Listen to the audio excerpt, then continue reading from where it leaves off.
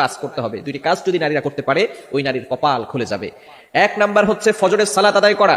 ফজরের 2 রাকাত ফরজ নামাজ আছে না নাই? ফজরের নামাজ কয় রাকাত? মোট হচ্ছে 4 রাকাত, 2 রাকাত সুন্নাত, 2 রাকাত ফরজ।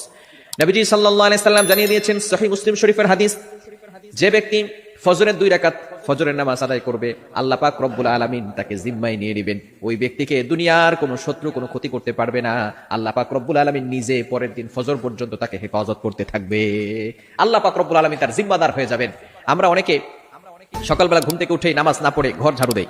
ঘর ঝাড়ু দেন, তাতে কোনো আপত্তি নাই, পরিষ্কার পরিচ্ছন্ন থাকা ভালো। আত্মহুরু শাত্রুল ঈমান, পবিত্রতা হচ্ছে ঈমানের অঙ্গ।